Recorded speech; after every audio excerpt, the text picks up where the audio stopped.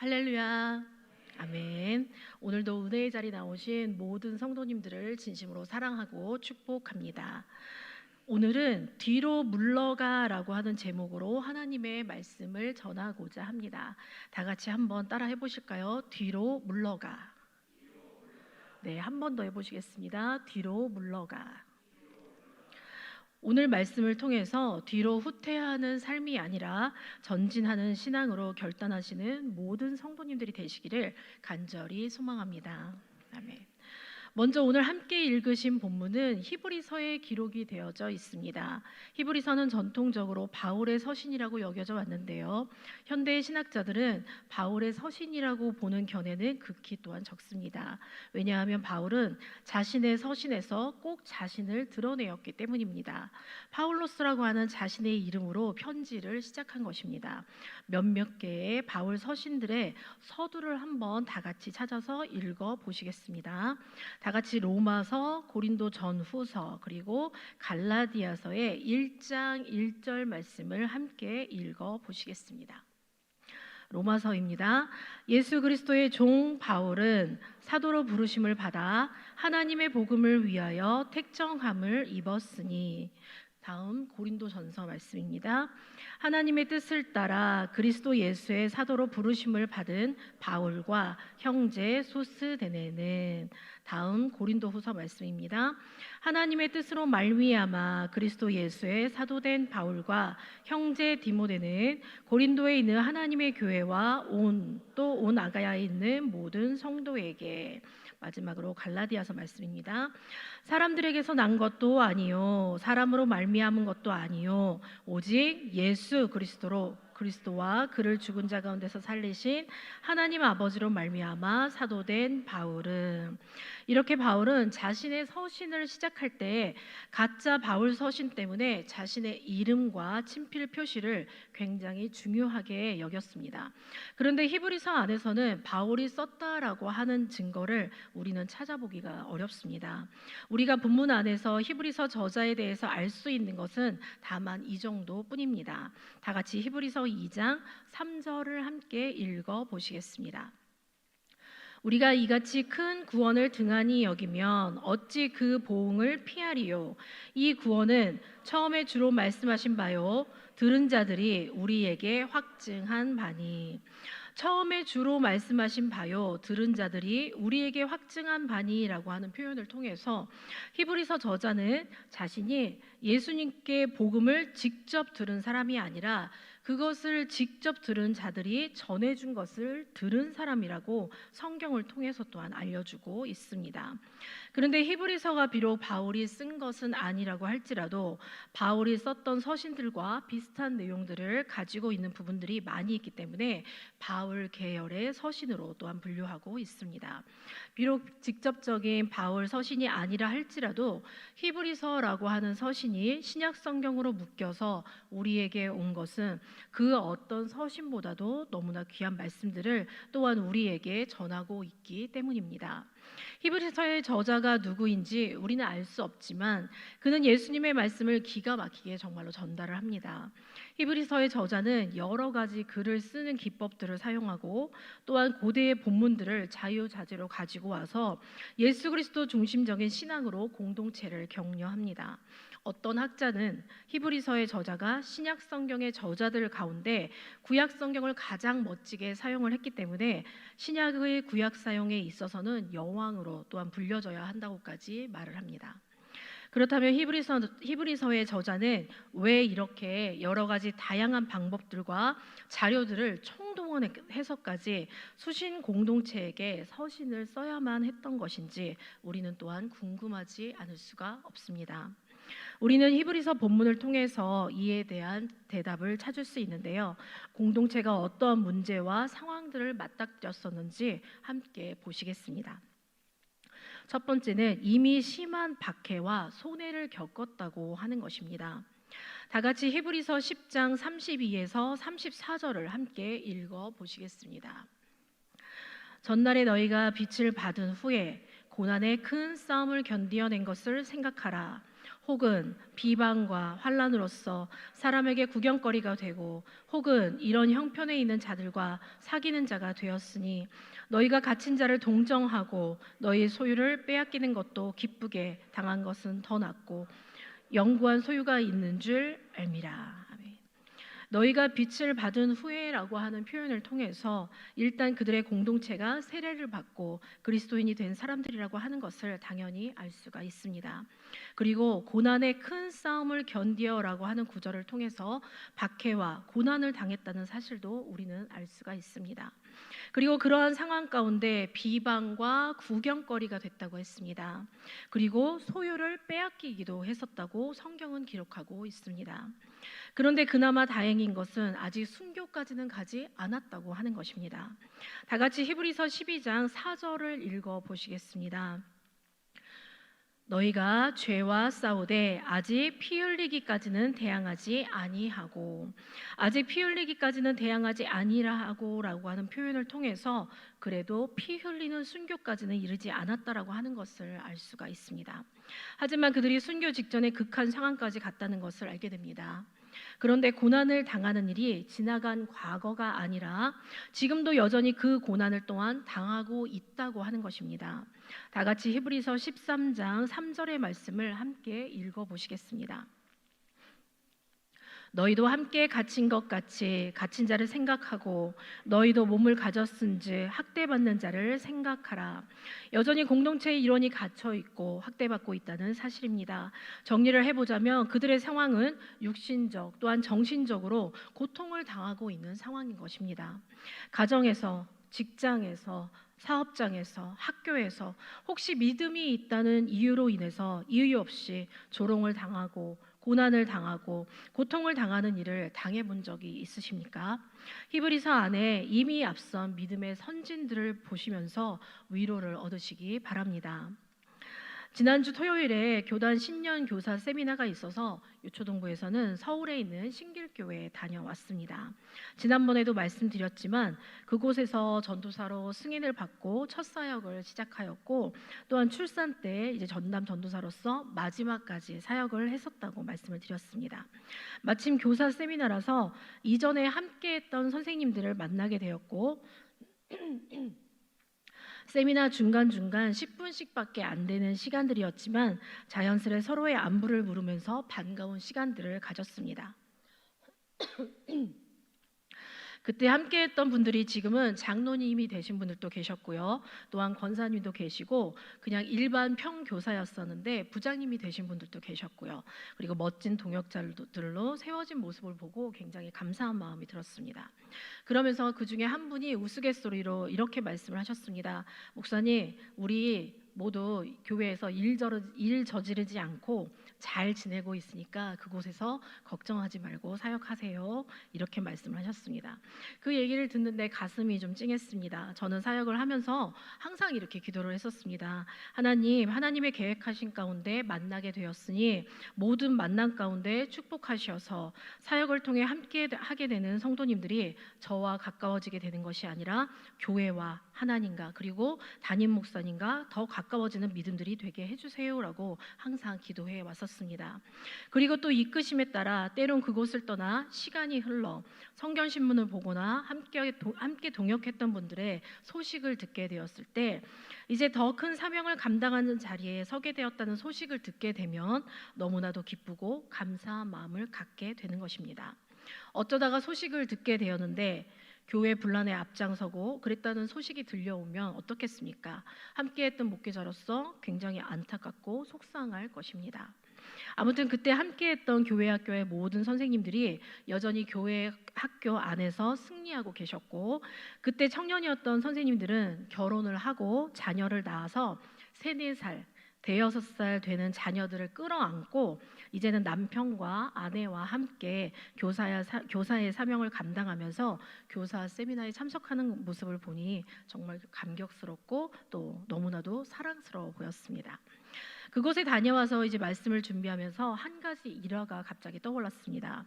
신길교회에서 사역을 하던 어느 날이었습니다. 교회로 전화가 한 통 걸려왔습니다. 여느 때와 같이 네 신길교회입니다 이렇게 하면서 전화를 이제 받았는데요. 이제 다짜고짜 욕이 시작되었습니다. 모두 다 아시겠지만 저는 이제 목회자의 자녀로 자라났기 때문에 욕을 하면서 막 그렇게 크지 않았습니다. 그리고 성도님들도 마찬가지로 목회자 자녀들한테 막 쌍시옷이 들어가 있는 막 그런 욕을 하실 리가 없지 않습니까? 그러니까 그렇게 욕을 듣지도 않고 할 줄도 모르면서 그렇게 자라났는데 어느 날 교회로 걸려온 전화를 통해서 생전 듣도 보도 못한 욕이란 욕은 다 들은 것입니다. 야이 씨로 시작을 해서 뭐 이제 삐네 씨뭐 계속 이렇게 강단에서 차마 입에 담을 수 없는 그러한 욕들을 다 듣게 된 것입니다. 사실 신길교회 건축을 할 때 큰 길 건너에 있는 교육관 자리로 사용하고 있는 구성전 자리에 건축을 해야 될지 아니면 지금 성전이 있는 자리에 건축을 해야 될지 교회 안에서 굉장히 오랜 시간 동안 토론이 있었습니다. 그런데 구성전 있는 자리 네모난 땅 안쪽으로 집 한 채가 툭 들어와 있었는데요. 그곳에 사시는 어르신께서 내 눈에 흙이 들어가기 전까지는 억만금을 줘도 교회에 땅을 파는 일은 없을 거라고 그렇게 절대로 못 내준다고 말씀을 하셨습니다. 그래서 결국에는 지금 자리에 이제 건축을 하게 된 것입니다. 그런데 문제는 주택가 한복판에 교회가 자리하고 있었던 것입니다. 교회 앞에 있는 주택들을 이제 한 채 한 채 구입하기 시작을 했습니다. 어느 분은 교회 건축 때문에 집을 부수는 바람에 본인의 집에 금이 갔고 그 금 사이로 빗물이 들어와서 비싼 병풍이 젖었다고 하시면서 이사 비용을 5천만 원이나 달라고 하시는 분도 있었습니다. 그런데 공교롭게도 그분은 다른 교회 다니시는 크리스찬이었어요. 그때 당시 한국에서 제일 큰 교회가 여의도에 있었는데요. 그 교회 다니시는 1,500명의 장로님들 중에 한 분이셨습니다. 저희는 정말 깜짝 놀라지 않을 수가 없었습니다. 그리고 몇십 년 동안 교회에서 거래하는 부동산이 또 한 군데 있었는데요. 사역자들이 이제 오고 갈 때마다 사택이 필요했기 때문에 항상 사택을 담당해 주시는 그런 부동산이었습니다. 그런데 그 부동산에서 지금의 교회 자리에 새 성전을 건축한다는 이야기를 듣고서 교회 입구로 예상되어지는 교회에서 사야 할 수밖에 없는 그 자리에 있는 포장마차 비슷하게 생긴 다 쓰러져가는 집이 한 채 있었는데요. 그곳과 손을 잡으신 것입니다. 그래서 부동산은 그 주인에게 본인들이 얼마까지 받아주겠다고 얘기를 하였고 한 평에 얼마를 주면 팔겠다고 이제 교회에 요구를 하기 시작을 했습니다. 그리고 결국에는 마지막까지 실랑이를 벌이다가 어쩔 수 없이 마지막에 구입한 집이 바로 그 교회 입구에 길바닥의 용도로 사용할 그 집을 산 것이었습니다. 지하 6층, 지상 7층, 13,000평짜리 교회를 짓는데 교회에 들어오는 입구가 시골길에 있는 샛길만 하면 안 되기 때문에 그리고 교회를 주택가 한복판에 세우기로 했기 때문에 그리고 나중에 교회 앞에 빌딩들이 들어서게 되면 교회가 큰 길에서는 전혀 보이지 않게 되기 때문에 여러 가지 이유들로 인해서 울며 겨자 먹기로 어쩔 수 없이 그 입구에 있는 그 주택을 구입을 해야 했던 것입니다. 지금도 그 집이 땅을 한 평에 얼마씩 샀는지는 건축위원회 외에는 아무도 모릅니다. 그렇게 우여곡절 끝에 공사가 시작이 되었고 그 공사가 또 진행되는 동안 또 엄청난 일들이 또 일어나면서 그래도 은혜 가운데 입당을 하게 되었습니다. 그러던 어느 날 입당 후 얼마 후에 바로 그 전화, 아까 말씀드렸던 삐 그 전화가 이제 오게 된 겁니다. 그분의 요지는 이제 이랬습니다. 신길교회에 들어서면 이제 왼쪽으로 경남 아파트라고 하는 아파트가 한 단지 있는데요. 교회를 마주보고 있는 동의 아파트 주민이었습니다. 그분의 베란다에 나가면은 교회가 이제 훤히 보이는 것이죠. 그런데 문제는 그분이 교회를 다니지 않는 분이었다는 것입니다. 그러면서 이제 문제가 생긴 것이죠. 그 전화가 와서 이겁니다. 야, 얘씨, 네가 우리 집 거실에 한번 와서 봐봐. 저녁 내내 밤새도록 시뻘건 불이 집에 가득한데 재수없게 진짜 너라면 욕 안 하겠냐? 이렇게 저한테 그렇게 욕을 하시는 거예요. 전화를 끊고 얼마나 울었는지 모릅니다. 이제 영광을 받아야 할 십자가가 세상에서 저렇게 욕지거리가 되고 있는 게 너무나도 마음이 아팠습니다. 우리에게 교회의 상징인 빨간 십자가는 은혜이고 보혈인데 믿지 않는 자들에게는 그냥 재수 없는 빨간 불빛일 뿐이었던 것입니다. 그 사건 이후로 제게 기도 제목이 하나 생겼습니다. 지금은 어떤지 모르겠는데요. 당시에 신길동은 서울의 낙후된 3대 지역 가운데 하나였습니다. 그래서 그때부터 매일 기도했던 것이 하나님, 우리 교회 성도님들 부자가 돼서 바로 저 경남 아파트에 모두 다 살게 해달라고 그렇게 기도를 했습니다. 우리 크리스찬들은 보통 주 안에서 어떠한 문제나 속상한 일이 생겼을 때에는 보통은 그냥 웃어 넘기고 때론 실없는 사람처럼 보일지라도 그냥 문제 삼지 않고 넘어갈 때가 참 많습니다. 그렇게 넘기지 않고 어떠한 사건이나 문제가 생길 때마다 그것에 너무 과몰입하거나 또한 잠도 못 잘 정도로 깊이 신경을 쓰게 되면은 그 일로 인해서 신앙이 침체되거나 또한 기도의 문이 닫히기 때문에 그냥 문제 삼지 않고 넘어가게 되는 것입니다. 그런데 우리가 절대 간과할 수 없는 것이 있는데요. 그것은 바로 영적인 것, 성령을 회방하는 문제입니다. 복음을 폄훼하는 자들, 전도를 막는 자들, 복음의 전도자들을 조롱하는 자들, 그리고 복음 즉 사탄이 좋아하는 속성을 가지고서 믿는 자이든 믿지 않는 자이든지 십자가와 성령을 회방하는 자들입니다. 그랬기 때문에 주님께 모든 것을 맡기면서 계속 기도를 했습니다. 그리스도의 십자가가 인간의 육신의 연약함으로 인하여서 욕먹지 않게 해달라고 기도했습니다. 그리고 얼마 후에 신길교회를 중심으로 동서남북으로 이제 지역을 잘랐을 때 교회 옆에 있는 경남 아파트를 포함한 여의도와 또 그 이외의 지역들을 담당하는 교구 사역자가 제가 되었습니다. 제가 맡은 4대 교구의 교구장님과 그리고 목장의 리더 총무님들께 그러한 일이 있었던 것을 말씀을 드리면서 지금 현재 감당하실 수 있는 분들 가운데 감동이 되시는 분들은 경남 아파트 여러 동들 중에서도 교회와 가장 인접해 있는 동부터 시작해서 경남 아파트 각 동으로 나눠서 전략적으로 이사를 좀 가시면 좋겠다라고 권면을 드렸습니다. 네, 그리고 그곳에 사시면서 잘 섬기시고 잘 전도하시면서 교회 옆에 경남 아파트에 사시는 분들을 다 전도하시면 좋겠다고 그렇게 비전을 선포했던 적이 있습니다. 나중에 이제 경남 아파트에 사시는 권사님들과도 대화를 나누기도 하고 그랬었는데요. 그분들의 의견은 그랬습니다. 아이고, 우리는 십자가 불이 거실에 들어오면 너무 좋은데 진짜 믿지 않는 사람들은 그렇기도 하겠네요. 이렇게 말씀을 하시더라고요. 이제 입장을 바꿔서 생각을 해보니 조금은 이해도 되었습니다. 혹시 불교의 상징이 뭔지 아십니까? 저희 교회의 상징이 십자가가 있다면 불교의 상징은 바로 한자로 만자입니다. 뭐 이렇게 약간 이렇게 생긴 글자 아시죠? 만자는 이제 복을 가리키는 말인데요. 그 표식은 불교의 기원보다도 훨씬 더 오래전부터 있었던 것입니다. 저도 이제 입장을 바꿔서 생각을 해보았습니다. 목사님 사택 앞에 13층짜리 사찰이 있다고 가정을 하고 그 사찰의 표식인 만자 불빛이 목사님 아파트 거실에 저녁마다 들어차고 그리고 집에서 목탁 소리와 함께 불경이 하루 종일 울린다면 어떨까라고 역지사지로 입장을 바꿔서 생각을 해보니까 정도의 차이는 있겠지만 그런 반응을 보일 수도 있겠구나 또한 생각이 들었습니다. 얼마 후에 교회에서도 고민 끝에 절충안을 이제 하나 내놓으셨는데요. 10시 이후로는 교회에 십자가 불을 켜지 않기로 한 것입니다. 그렇게 세상을 밝히던 십자가의 불은 결국 꺼지게 되었습니다. 옛날에는 그랬었습니다. 동네에 파출소 하나 있는 것보다 교회 하나가 세워져 있는 게 범죄율을 훨씬 더 낮춘다고 그렇게 말씀들을 하셨습니다. 그런데 하나님께서도 세상을 사랑하라고 하셨고 또한 세상을 사랑하셔서 예수님을 보내셨고 명령하셨기 때문에 세상 속에 살아가는 교회여야 하기 때문에 어쩔 수 없이 그렇게 교회는 십자가의 불을 껐던 것입니다. 그러면서 문득 우리 교회의 십자가 색깔이 궁금해지기 시작했습니다. 혹시 기억하는 분이 있으십니까? 저희 교회는 십자가 색깔은 무슨 색인가요? 네, 맞습니다. 흰색입니다. 교회의 십자가가 흰색인 걸 보고 저도 모르게 안도의 한숨을 이제 내쉬게 되었습니다. 이건 다만 작은 일화에 불과한 것입니다. 이렇게 우리는 복음을 가지고 살다 보면은 수많은 일들을 당하게 되고 또한 겪게 됩니다. 아마도 성도님들은 믿지 않는 분들을 더 많이 만나시기 때문에 그 사람들과 살아가고 또한 만나시게 되면서 더 기가 막힌 일들을 많이 겪으시는 줄 압니다.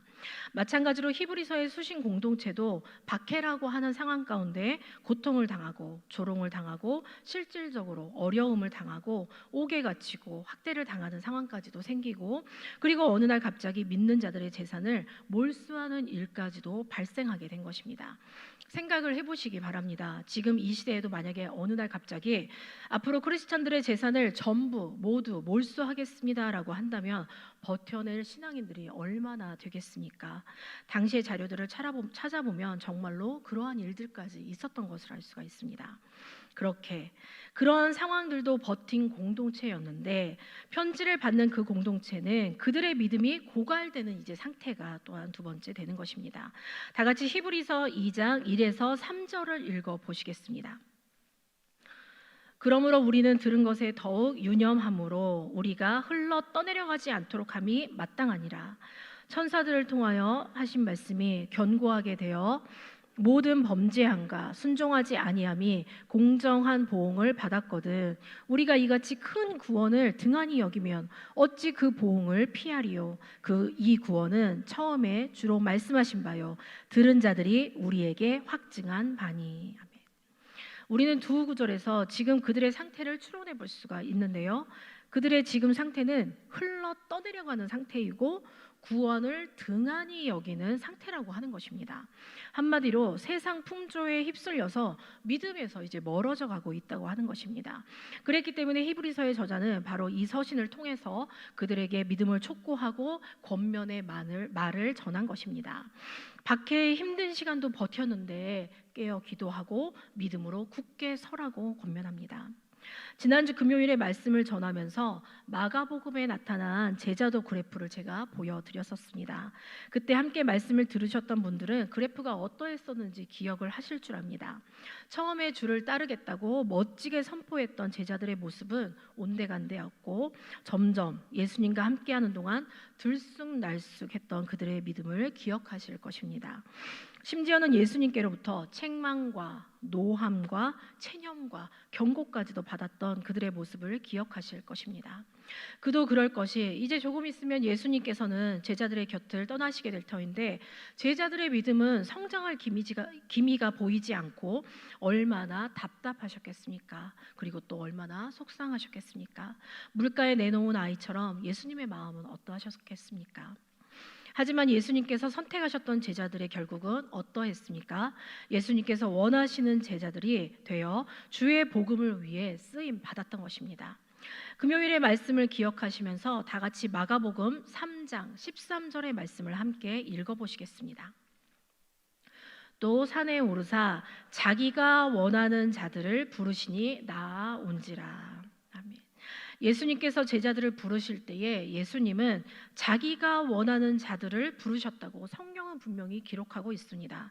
심지어 그 안에 유다가 포함되어 있을지라도 예수님은 원하시는 자들을 부르셨다고 성경은 말합니다. 결국 유다는 제 할 일을 마치고 제 갈 길로 가게 되었고, 유다를 제외한 나머지 제자들은 결국 하나님 나라를 위해서 귀하게 쓰임받고 또한 거룩한 하나님 나라에 들어가게 됩니다. 그렇게 예수님께서 원하시는 자들은 모두 그의 뜻하심을 받들어서 그리스도의 복음을 전하는 제자가 됩니다. 우리도 또한 그러해야 합니다. 우리 교회가 70년이라는 시간 동안 어떠한 공동체로 지금까지 이어져 왔는지 저는 잘 알지 못합니다. 하지만 분명히 말씀드릴 수 있는 것은 기쁠 때가 있었다면 당연히 슬플 때도 있었을 것이고, 행복할 때가 있었다면 고통스러울 때가 있었을 것입니다. 그리고 번민이 될 때, 속상할 때, 곤란할 때, 답답할 때, 그리고 그냥 다 놓고 다른 곳으로 떠나고 싶을 때가 있었을지도 모릅니다. 아마도 그러한 모든 순간들이 다 있었을 것 같습니다. 그래도 그러한 모든 순간들을 기도로 믿음으로 싸워내시면서 지금 오늘 이 자리에 함께 나오신 줄 믿습니다. 히브리서의 수신 공동체도 그랬을 것입니다. 그런데 그렇게 모든 것을 감당한 공동체인데 이제는 믿음이 사라져가고 있는 중이었던 것입니다. 다 같이 히브리서 5장 12절의 말씀을 함께 읽어보시겠습니다. 때가 오래되었으므로 너희가 마땅히 선생이 되었을 터인데 너희가 다시 하나님의 말씀에 초보에 대하여 누구에게서 가르침을 받아야 할 처지이니 단단한 음식은 못 먹고 젖이나 먹어야 할 자가 되었도다. 이렇게 오래됐으면 이미 선생이 됐어야 할 텐데 아직도 어린아이와 같은 신앙이라고 합니다. 다 같이 히브리서 6장 1에서 3절도 한번 읽어 보시겠습니다. 그러므로 우리가 그리스도의 도의 초보를 버리고 죽은 행실을 회개함과 하나님께 대한 신앙과 세례들과 안수와 죽은 자의 부활과 영원한 심판에 대한 관한 교훈의 터를 다시 닦지 말고 완전한 대로 나아갈지니라. 아멘. 초보와 같은 신앙을 버리고 신앙인으로서 완전에 이르기까지 나아가야 한다고 합니다. 제자들의 모습을 기억해 보십시오. 마가의 집에 모여 기도하면서 성령을 사모했던 모든 제자들, 그들이 성령 충만한 이후에 했던 사역들은 이제 더 이상 바닥을 칠 정도의 들쑥날쑥한 신앙이 되지는 않았습니다. 유다처럼 예수님을 버리고 떠날 정도로 어리석은 신앙도 되지 않았습니다. 그들의 신앙은 이제 복음을 향해서 거침없이 나아가는 멋진 믿음이 된 것입니다. 예수님의 제자 양성은 결국 성공한 것입니다.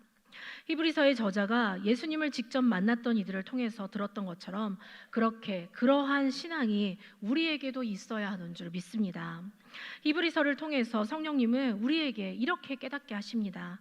첫째, 모이십시오. 히브리서 10장에 보시면 모이기를 패하는 어떤 자들처럼 그렇게 하지 말고 모여서 예배하고 기도하라고 합니다. 마찬가지로 모이는 신앙이 우리에게도 있어야 하는 줄 믿습니다. 모여 기도하고 예배해야 합니다. 그리고 둘째, 일부러 죄짓지 마십시오. 히브리서 10장에 죄인 줄 알면서도 일부러 죄를 짓지 말라고 합니다. 끊어내야 합니다. 우리가 주께로 나아가야 하는데 우리를 방해하는 모든 것들이 있다면 결단하고 반드시 끊어내야 합니다. 셋째로, 믿음을 포기하지 마십시오. 유다는 믿음을 포기했습니다. 예수님을 향한 믿음을 저버리고 자신의 유익을 위해서 예수님을 팔아 넘겼습니다.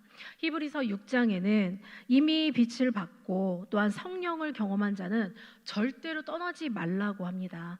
그렇게 되면 불살라질 거라고 성경은 분명히 기록하고 있습니다. 넷째, 그리고 뒤로 물러가지 마십시오. 오늘의 말씀 제목이기도 했는데요. 히브리서 10장 39절에 물러가지 말라고 하였습니다.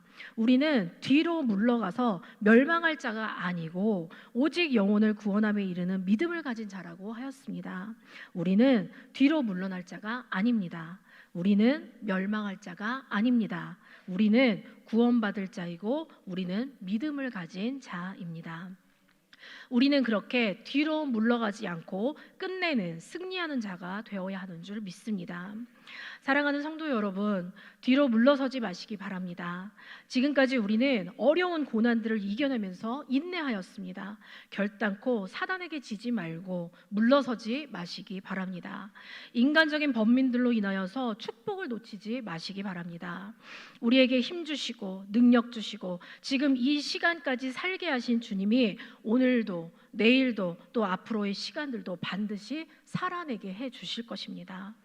주기도문을 외우면서 하루하루 우리의 삶을 맡기고 또 이 땅에서의 일용할 양식을 구할 때 우리의 음성에 귀 기울이시고 응답하시는 하나님을 믿으시기 바랍니다. 우리 좋으신 하나님은 자녀들에게 믿음의 승리를 주시기 위해서 십자가의 예수님을 주셨고 성령님을 보내주신 줄 믿습니다. 진실된 마음과 주를 향한 전심으로 뒤로 물러서지 않고 전진하여서 승리하는, 그리고 신앙으로 승리하는, 하나님께 영광 올려드리는 사랑하는 우리 모든 성도님들이 되시기를 간절히 소망합니다. 아멘. 기도하겠습니다.